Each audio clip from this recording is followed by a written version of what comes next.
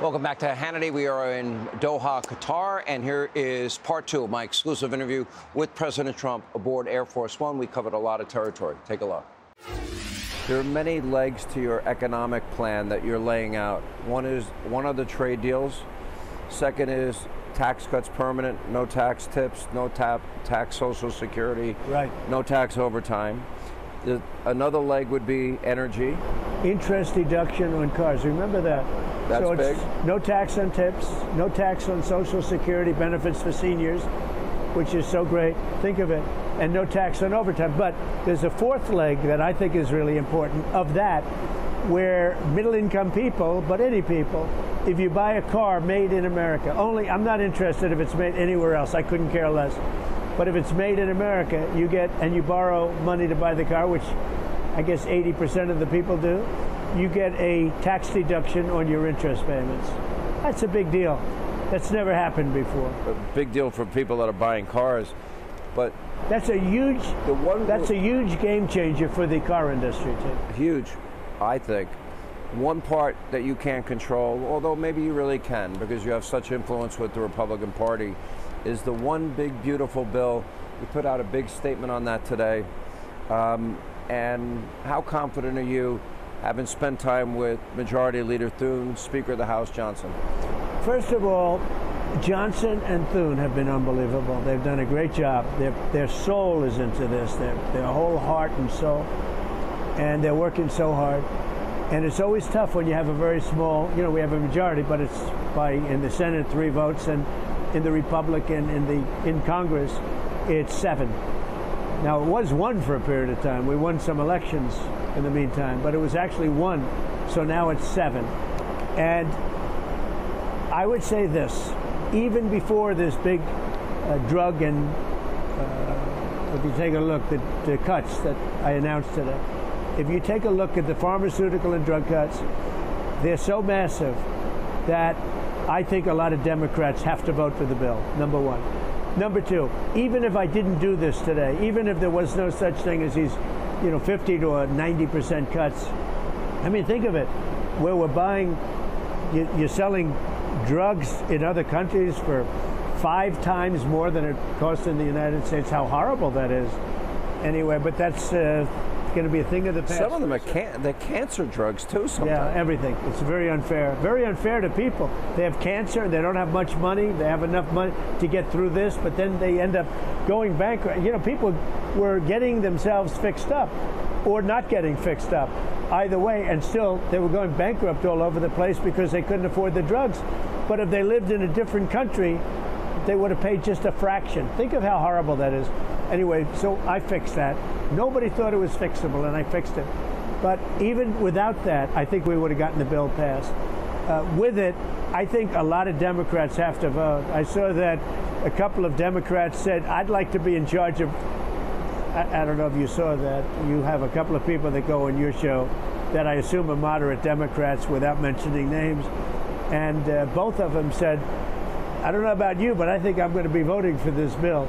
I think a lot of Democrats are going to be forced to vote for the bill because, you add this new element that if this bill passes, you're going to get a 50 to 90% reduction in prescription drugs and pharmaceuticals.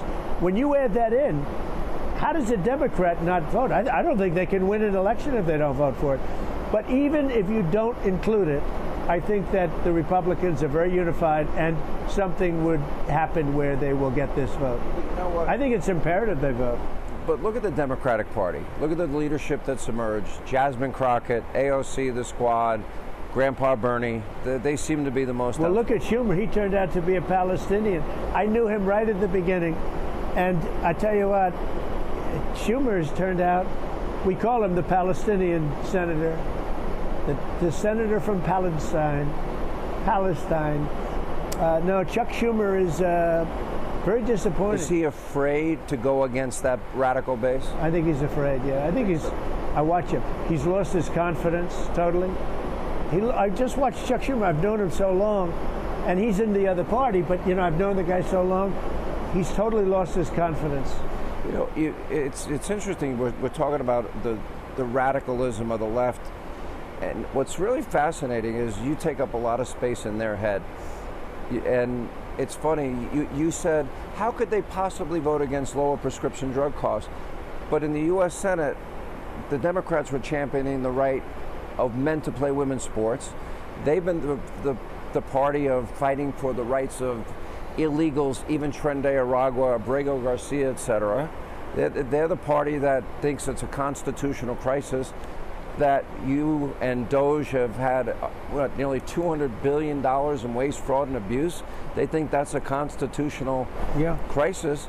So you're asking, how could they be that extreme? Aren't they that extreme? Well, not all of them. I think you have a lot of them that they don't know where they are right now. I think they don't know what to do, like men playing in women's sports. I saw a guy that I know, good guy, Democrat. He's trying to justify, 2 days ago on television, he's being hammered, and he's trying to justify men playing in women's sports, and it's sad. I wanted to call him and say, you better get off that subject. That's not an 80-20, that's about a 97-3, okay? If they talk about, you know, the famous, they always say it's 80-20. What's not, a lot of these things are not 80-20, like transgender for everybody. Let's have transgender for everybody, your kids, everybody. That's not an 80-20. They always say that's 80-20. That's 99-1, I would say. So, look, in one way, I don't like talking about it because I don't want to talk them out of it, because, you know, it would be harder to beat them if they were normal on things. It shows that they're almost insane. And they do suffer from Trump derangement syndrome at a high level. And I guess I'm honored by that. But I'll say this, look, we had an election. You were so wonderful to me. You were really an amazing professional. You did it for the right reason. You didn't do it for the wrong reason, but you were so professional. And we won every swing state. We won the popular vote by a lot. We won everything. We won a thing called, that people don't like, districts. So in the country, you have districts, thousands of districts. We got 2,750 districts versus 525 districts. Think of that. That's why when you look at a map, it's actually a very important stat. When you look at a map, the map shows it's practically all red, the Republican Party. And this is a big party. You know, we won, look how well we did with the auto workers. We won the Teamsters. The Teamsters were big for us. The unions were big. The non-unions were big. Right to work was massive. But the unions, we won unions all over the place. And we basically won workers. We also won people of common sense. Rich people, poor people, middle-income people. We won sort of everybody. You know, if you take a look at the stats, you know, we did great with Hispanic. The Hispanic people came to us like nobody's ever seen before. Don't you think the Republican Party is now the party of working men and women? I do. I mean, you know, when you put out the threat of tariffs, it was interesting. Between countries and companies, and I would scroll the list on my TV show, pledging $8 trillion, trillion with a T, in manufacturing. Yeah, more. Chips, cars, pharmaceuticals, they're going to manufacture back in this country. That was just the threat of tariffs. Now the deals are beginning to follow. So we're here for really 2 months, because it's 3.5, but you got to give me a month to get ready. You know, make the Oval Office a little more beautiful and things like that we're doing, right? But so we're really here, let's say actively, for 2 months. So in 2 months we have probably over $10 trillion committed, $10 trillion. Whereas most presidents wouldn't have $1 trillion over the course of the entire presidency. And if you look at this poor soul, this lost soul from the last presidency, and I say that because he was a very mean person. They went after our people, including me, but he was a very mean person. He was not a smart person. In fact, if you go back 30 years ago, he wasn't a smart person. You go back to prime time with him, he wasn't a smart person. But he was a very mean person. Joe Biden's a very mean person. People don't understand that. They've ruined lives. They've ruined families. They've ruined so many people. They could have ruined me. They tried to ruin me. But we're now in Air Force One, flying nicely to the Middle East, right? But they tried to ruin me. But some people weren't able to fight back. Their families have been destroyed. And the level, he knew what was going on, too. And coming up, more of my exclusive interview with President Trump aboard Air Force One.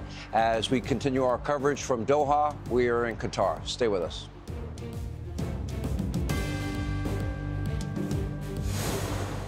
Hey, Sean Hannity here. Hey, click here to subscribe to Fox News YouTube page and catch our hottest interviews and most compelling analysis. You will not get it anywhere else.